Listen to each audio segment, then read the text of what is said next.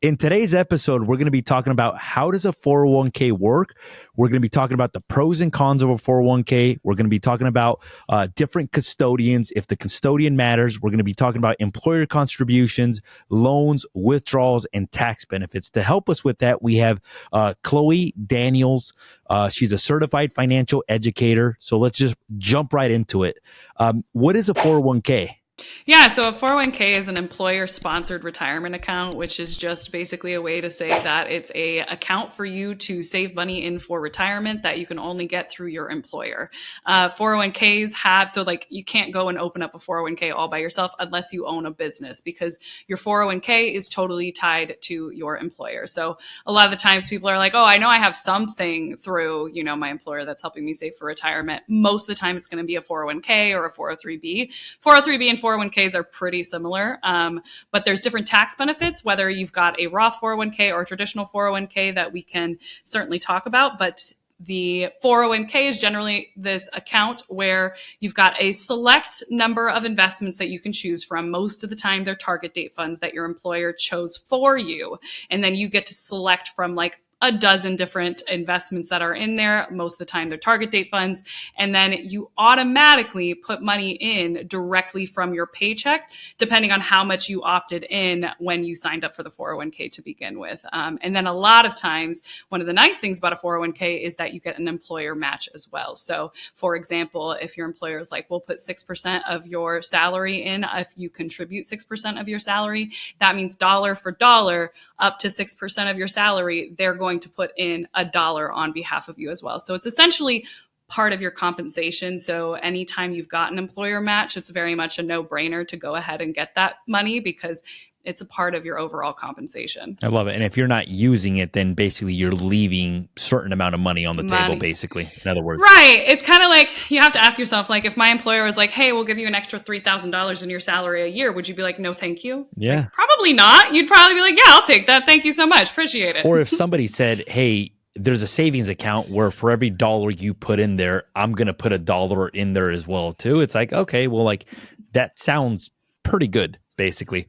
Yeah, absolutely. When you say target date funds and that different custodians have different options for those or different vehicles, what do those typically look like? And are there any tips for our viewers on how to select? Because I know that when it came time to selecting mine, there was like a growth fund.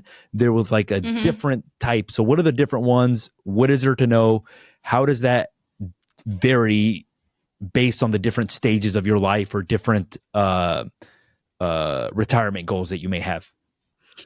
Yeah. So in terms of what types of accounts or what types of investments you have, depending on the custodian. And then for those who don't understand what a custodian is, that just means the company that's holding the 401k. So you may have a 401k through Fidelity, like your employer chose Fidelity to hold your 401k in, or you may have Empower or Prudential. There's tons of different ones out there, but every different custodian out there is going to also have different investment options that your employer was able to take, essentially look at a list of maybe 100 and say, okay, we're going to offer our employees these dozen different account or different investment types. And what those are is going to depend on what your employer chose for you. So a lot of the time, like 90% of the time, folks are going to have what's called target date funds inside of their 401k that are options. Target date funds were essentially designed for a blanket solution for people who don't know what to invest in retirement. Because what you do is you look at like, I'm 30 years old. I want to work until maybe 2060.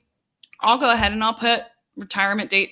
I'll pick the target date fund that's set to essentially align with 2060 retirement date. So that's like a one-step process. You look at like, okay, when am I going to retire? Let me pick the target date fund that aligns with my retirement date. And then boom, that target date fund has tons of different investments inside of it. And it's going to automatically reallocate from wealth accumulating assets like stocks and things along those lines to wealth preserving assets. So it might have just a little bit more bonds and fixed income investments the closer you get to retirement. So that's the entire purpose of a target date fund, is for it to be kind of a hands-off investing tool for people who are like looking at their 401k, like, I don't know what to invest in. I have no idea what these things are. Let me just pick the target date that I plan on retiring for.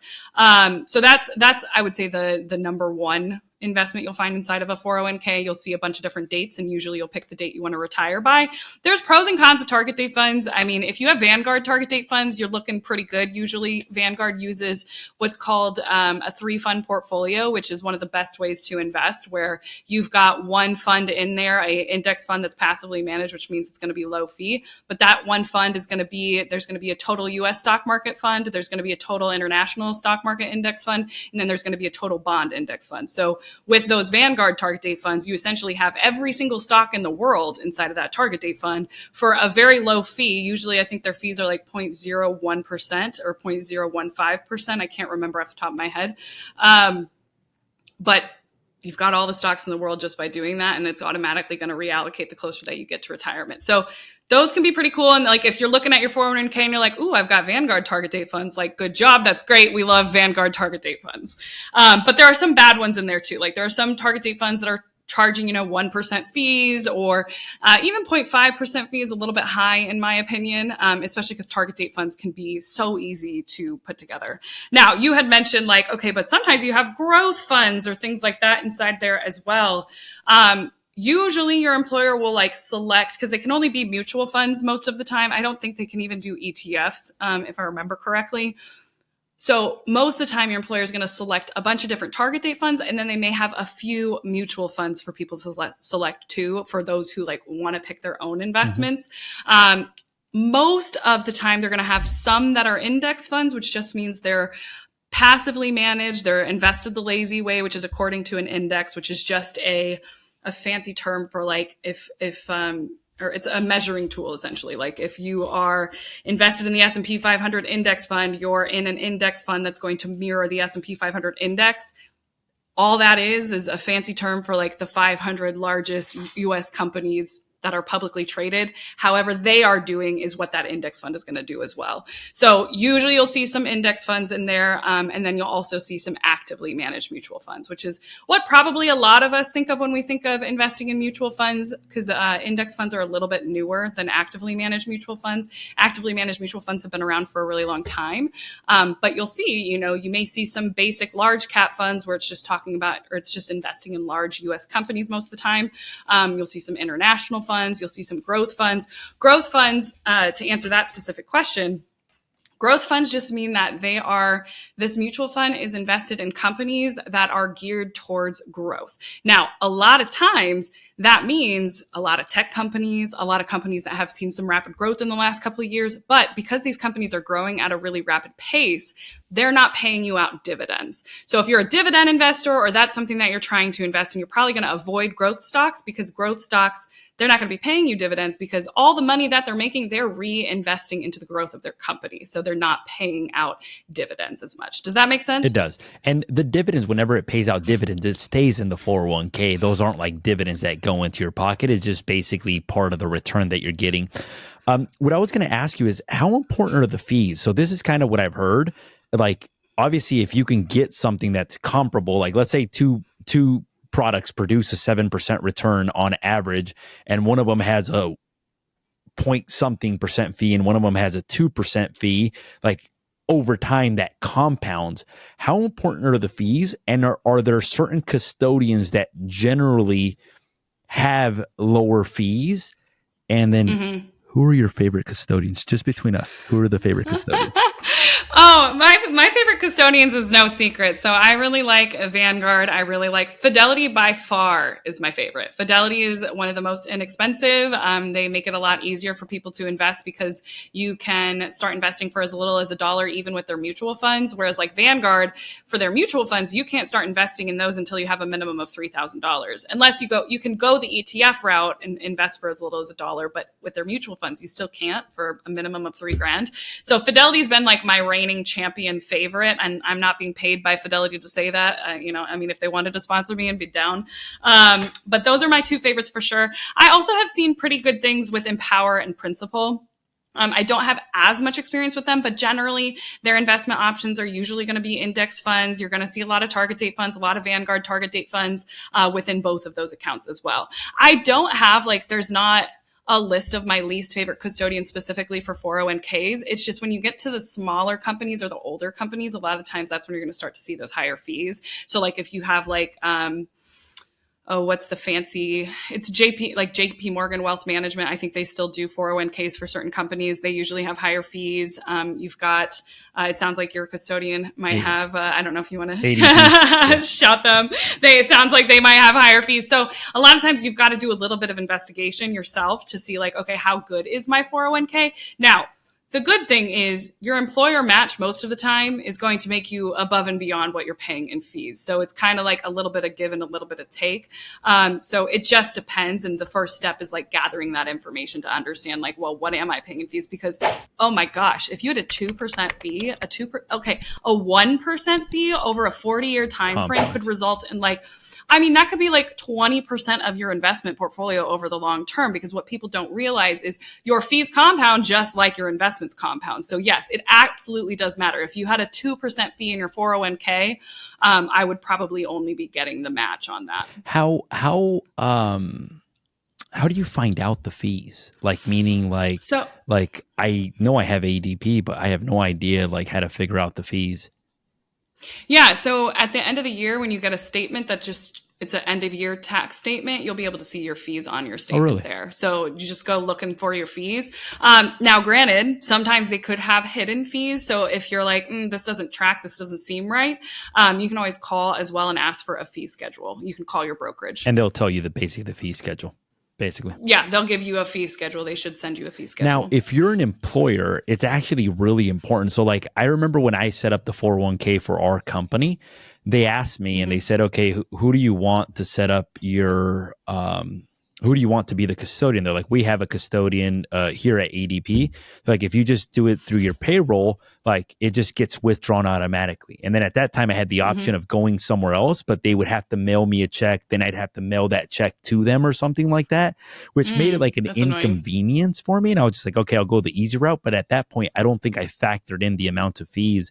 So basically, if you're an employer watching this video, you may want to look at the fees, because over time that's going to change obviously the investment vehicle, not only for you if you have a 401k, but also for your employees. So are you a fan? And I would say too, your employees appreciate when it's a good brokerage too, you know, when they have good options. Now, granted, I get not all the employees are going to have the education that they need to look at their 401k and be like, wow, this is a good 401k. But the ones that do, I appreciate it. Whenever I was back in corporate America and was like, oh yeah, we got Fidelity, you know?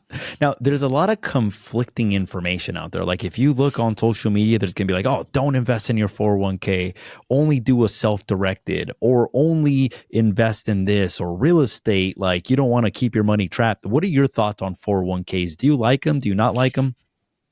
Yeah, I think that there's so much gray area. We like to go in the black and white of like, they're always bad and they always suck, or they're amazing and fantastic. I generally like 401ks because of the behavioral component. So often the hardest part to getting somebody invested is just getting them started, because they're like, I don't know how to invest. I don't know what to do. I don't know how to pick individual stocks. It's like, okay, fine. Increase your 401k contribution. You're doing it automatically. You're invested in a diversified portfolio if you're using a target date fund. So it's like, it's getting people who are like, not going to be investing otherwise, invested and starting to build wealth that way. Not only that, you're getting those automatic tax savings too if you're using a traditional 401k, which I know we'll talk a little bit about tax savings soon. So I'm a big fan because of the behavioral side of things. I think so many people do not get started investing when they should, but they had a 401k or they were contributing to a 401k. For example, my brother, he had been working at his company for like 3 years or something. And he was like, I don't even know the login to my 401k, Chloe. And I was like, well, let's find that out and make sure you're invested. And we pull it up and he's like, oh, look, I have $50,000 sitting in this 401k. And it's like, that's the beauty of the 401k, is the fact that you are automatically investing, even if you don't have your freaking login. Like as long as you signed up, you're getting that money from your employer match, but you're also investing it in the stock market. So that's why I'm often a big fan of them. However, that's with that asterisk of, if you have a bad 401k with bad fees and bad investment options, you're going to have to, you're not going to prioritize that over other account options. And no options. employer match either. If you don't have that, then it may not be as attractive as well too. Exactly. So let's talk about the tax benefits. And that's the reason I did it originally. Like what I didn't like about the 401k is that basically my money's trapped up until a certain age. And instead of using it now for like different investment vehicles, it's basically trapped until what 62, 61, 60, somewhere on there. It's 59 and a half 59 and years a half. old. But there are ways of getting around that. So you can do, we talked about this briefly before we started recording, you can take loans from your 401k. That is always an option. It's not generally something I recommend, but if you're doing it for the purpose of like, I'm investing in something else, I'm investing in real estate, knowing that you're a real estate investor, that makes sense. You could definitely do that. And then you're essentially paying yourself back by paying back that loan. The other thing is there's something called a Roth conversion ladder, where that's like one of the big misconceptions is that you can't access your money until you're 59 and a half years old. And that's what a lot of people on social media will be like, why would you use a 401k? You're trapping your money in there. You can do what's called a Roth conversion ladder, where essentially you're taking a chunk of money. You have to plan 5 years in advance. And I recommend working with a CFP on this because they can tell you any of the tax implications when you do that. But essentially, if you've got a traditional 401k, you would plan 5 years in advance in terms of when you want to access that money, however much it is. Maybe it's 10 grand, 50 grand, whatever. You're like, all right, I'm going to take that money. I'm going to roll it over into a Roth IRA. I'm going to pay taxes on that. And then in 5 years, that becomes a contribution to my Roth IRA, and I can pull that money out tax-free, penalty-free at any time. I love it. Thank you. So that is an option. A lot of people aren't often aware of it. And it always depends on your tax situation because it may or may not be worth it to you. But with some really good tax planning with a CFP, you could certainly make that work for you. But in terms of the tax benefits, it all depends on whether or not your 401k is a Roth 401k or a traditional 401k. I would say most people have traditional 401ks unless they went and chose the Roth IRA. A lot of employers are offering, Roth 401k. A lot of employers are offering Roth 401ks now, which is really nice. But essentially, a traditional 401k is going to lower your taxable income the year you contribute to it. And then the money inside of that 401k is going to grow tax deferred. So when you get to retirement and you want to pull that money out in retirement, that's going to be when you pay taxes on that, which a lot of us are going to have a little bit more control over our tax brackets in retirement because you get to choose from the different accounts that you want to pull from. There's a lot more options rather than when you're working a W-2 job and you're like, okay, my taxes are what they are. I can't really necessarily do a whole lot of changing around here unless you're like a business owner or something along those lines, or real estate investor. So that's the traditional 401k. Now, what I mean by it's going to reduce your taxable income is 401ks are pre-tax. So let's say you make $100K a year and you're like, I'm going to put $20,000 into my traditional 401k. That means in the year that you contribute that, instead of you paying income taxes on $100,000 of income, you're only going to pay income taxes on that $80,000 of income. So that could reduce your taxes pretty significantly, which is really nice. And then you've got all that time to let that money grow before you access it in retirement. Now, if it's a Roth 401k, that's after tax. So what that means is when you get when you contribute to the 401k, your employer has already taken out taxes from your pay, and then it puts that money, a portion of that money from your paycheck, into your 401k, your Roth 401k, and then that money grows tax free, which is very cool. So essentially, let's say you're like, all right, I make 100 grand, I'm going to put 20 grand into my Roth 401k. Well, you won't get any tax savings right now, but that 20K in that Roth 401k will then grow totally tax-free for the rest of your life. So when you take that money out in 59 and a half years old, you don't have to pay taxes on that, which is really nice. And again, going back to this idea that in retirement, we have some more flexibility on how we pay taxes if we do some appropriate tax planning, because it's like, well, if you have some Roth accounts, you don't have to count that as income. So you don't have to pay taxes on that. So you got to look at what are my other options on where I want to pull money out. Which one do you like better, the pre-tax or the after tax? Well, I'm a business owner, so everything I do is pre-tax because I want to save money on taxes now. Yeah, exactly. But if I was a W-2 employee, I'd absolutely be prioritizing those Roth accounts. I do think that it does depend on your situation, but for most people, like the average Joe out there, I think Roth accounts are usually superior because you get that tax-free growth. And most of the time, like when we're in retirement, having those Roth or having those tax-free options, you're pretty much never going to really regret that. Has there ever been a study done like, okay, like let's say that I have $100 in each account that I'm going to invest. One of them I have to pay tax. One of them is where I don't pay any taxes, so I invest the full 100,000. The other one I pay the taxes and I invest $80 for because I paid $20 in taxes. Over time, like with the compounding of the pre-tax because it's growing tax-free, would that be It so much depends. higher to pay for the taxes than that you would potentially have to pay that far in the future? It depends. So it's going to depend on a variety of. It's like that's an impossible question to answer because it's going to depend on the individual so much. Because it's going to look at, well, what's your current tax bracket, and both on a state level and on a federal level. And then you're also going to have to look at, well, where do you think you're going to be in retirement? So you're kind of reading tea leaves. So you have to make a lot of assumptions, and you can run the calculations multiple different ways. There are, if somebody's interested in listening and interested in doing this, there are tons of calculators where you can search Roth versus traditional contributions, which one will make me more money. There's tons out there where you can plug in some information to be like, this is kind of what I think my situation might look like, to see like, well, does it make more sense for me to do traditional or does it make more sense for me to do Roth?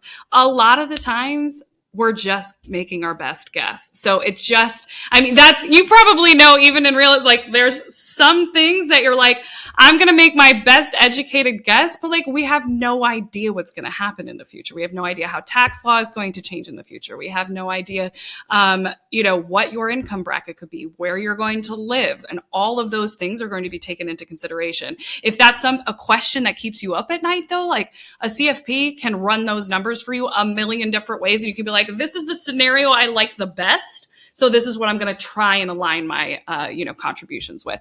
I think I'm a lazy investor. I'm all about taking a lazy approach to your money because I think that's what most people need is they need set it and forget it in order to build wealth. To me, I'm like, these are high class problems. These are like Roth versus traditional is a good problem to have because it means you're investing and it means that you're doing the work. And then it's like the figuring out the optimal way to do it. That's like icing on the cake of like, okay, let me make this a little bit more optimal, but like, don't let it keep you up at night. And if it is keeping you up at night, talk to somebody, Yeah. They'll be able to give you more information and run those numbers for you. It's funny. Somebody told me about the Roth versus traditional, and their thought was that taxes are likely going to be higher in the future. So they're like, why would you do traditional when taxes are likely going to be higher in the future? And then they're like the goal is not to make less money in the future when retirement. Like a lot of people assume that like, hey, look, you'll have a lot more options when you get closer to retire because you'll be making less money. It's like, no, that's not the goal. The goal is to continue The to goal, increase. yeah. Will it happen? No, but what are your thoughts on that? Oh, I think it just depends on who you're talking to. Like a lot of the people that I work with are just trying to get to their first $1 million invested. And so it depends. Are you talking with high net worth individuals who are on track to have significantly more money by the time they retire? Then yeah, probably they're going to want to be focusing on those Roth potentially. But you're also forgetting that when you're doing the Roth, you're also paying the what are they called? The Social Security taxes, as well as the what's the other tax? Medicare? Is it Medicare? Yeah, exactly. So there's extra tax that you're paying to put the money into the Roth account already, whereas that money is going to go tax deferred. And when you take that money out in retirement, you don't have to pay those taxes on that income when you take it out in retirement. So you're already like paying a little bit more by contributing to those Roth accounts. And again, it just depends. What if you move to a state that suddenly is, or you grew, or you, let's say you were building your wealth in a state where they tax your retirement income, but then you move to a state that doesn't tax your retirement income. So it just kind of depends. I think that for most people would rather take the bet of knowing that they're paying, like knowing what they're paying taxes on right now. You know what I mean? Yeah. So it's like they'd rather take the bet of like, I know what I'm paying right now. And that's why most people are going to prioritize the Roth accounts. And they're like, I want to get that tax-free growth. I want to have tax-free options in terms of what I can pull from in retirement. And I'm going to take the devil I know versus the devil I don't know. Yeah, the other one's like, you know what I love about your approach? How I hear a lot of people that have an opinion, but it's almost like a one size fits all type of opinion. Yeah. And to me, I don't believe that the world works that way. I think like people ask me questions about real estate. I'm like, well, it depends. It depends on this, Yeah. this, and Oh, this, and this, versus like, hey, look, this is my belief. This is 100%. It's not. It's a case by case type of no. situation.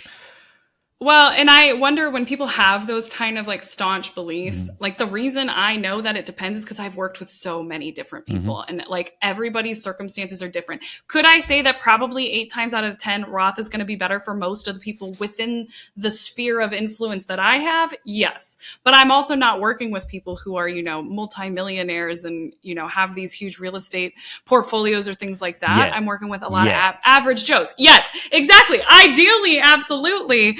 But it's like we're getting started. So it's like, when you're getting started, most of the time the Roth makes sense. But then you got to ask yourself too, like, well, am I in the highest income bracket that I'll ever be in my peak earning years? Well, then a traditional might make more sense for you. So it's a lot of varying factors. Got it. So let's talk about the loans. Let's talk about withdrawals as well too.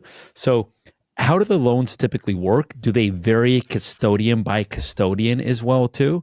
And It usually varies by employer. Okay. It depends on like if I remember correctly. I don't deal a lot with the loans. But what was the second half of It your was question? just how do they work basically? So like, are you limited? So I hear that, or at least our custodian, you can only get a loan up to $50,000, or I think 50% of the total account balance, whichever is Correct. less, basically. Yeah, whichever is less. Yep, that's accurate. Usually, I believe across the board. I think that's just like the IRS's rules when it comes to the 401k. But in terms of other loan rules, in terms of like how quickly you have to pay it back, as well as if you have to pay it back as soon as if you get separated from service. A lot of the times with 401k loans, you have to repay that loan within, I believe, 60 days. If you like lost your job or quit. And if you don't, it's considered a withdrawal. So it's definitely, if it's something that you are considering doing, the rules can vary employer to employer. So definitely check with your HR to be like, what are the rules here? What happens if I lose my job? What happens if I leave? Will I be required to pay this back? Because if it's a big chunk of your retirement, that could really, really impact you long term. And then you could also be stuck with a huge tax bill. But there are also standard exceptions to like even early withdrawals from your 401k, as well as like your IRA and things along those lines, where you're not having to pay the penalty, but you might have to pay taxes and things along those lines. So most employers have, hardship withdrawal rules and things that you can do depending on your circumstances, but it does vary. So it's important to talk to your HR. What is a hardship withdrawal rule? So a hardship withdrawal is an IRS rule with the IRA for sure, and the Roth IRA and the traditional IRA. Mm-hmm. I can't remember what the rules are for the 401k, but usually it's like depending on the circumstances, whether it was job loss or emergency medical situations or things along those lines, you could be eligible to withdraw from your 401k penalty free, but usually not tax free. Yeah. Got it. Mm-hmm. So let's say that I realize that I've got these crazy fees and I'm not the owner of the company. Could I switch custodians at that point, or is it tied? It's tied to the employer, right? So you're basically married. Under what circumstances could you switch custodians? So when you leave that company, so if you're no longer working for the same company, you can switch your custodian by either rolling it over to an IRA or rolling it over into the new 401k at a new company. Like if you go to one company to another and they have a different custodian, you could roll your old 401k into that new 401k. Or if you start a business and you have your own solo 401k, I believe you can also roll over your old 401k into the solo 401k. Most of the time, though, people are going to want to, because of the fees that we've already talked about and having more investment options, most of the time people are going to want to do the 401k into an IRA when they leave their company. What does that mean? Doing a rollover from a 401k to an IRA? What is that? So basically, when you leave your company, you have like 3 or 4 different options on what to do with a 401k. My favorite option is usually rolling that 401k money, the dollars into it, from that 401k into an IRA, what's called a rollover IRA. It's got to be the same tax treatment. So you can't do like a traditional 401k to a Roth IRA unless you're planning on paying a huge tax bill, depending on how what the balance is.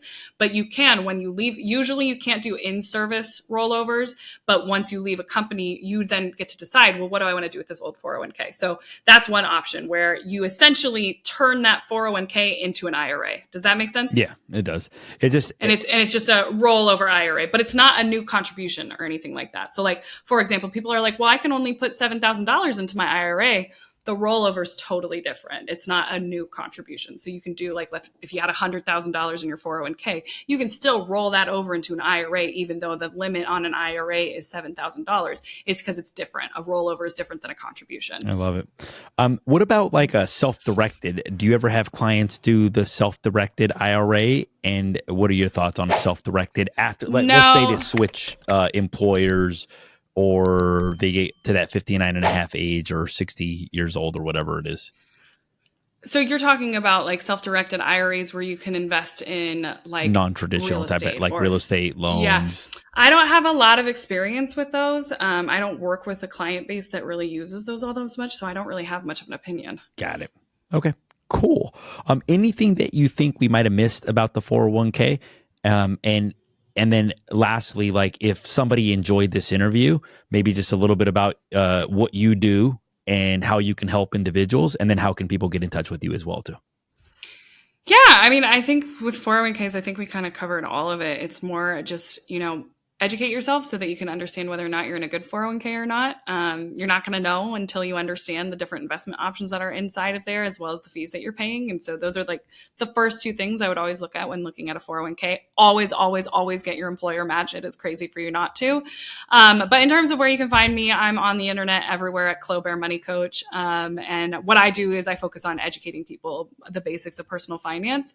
I am what you call a lazy investor. I think that most people are better off setting and forgetting things. Again, I work with a lot of people who are, just getting started, or they're trying to figure out and get their finances together. And so I focus on, how do we do that in a way that's easy and works for you? There's not one way to do personal finances, as we know, and it's all about finding what works for you. So that's really what I focus on. I love it. Well, Chloe, I want to say thank you for taking the time to be on the show. To our viewers out there, I want to say thank you as well too.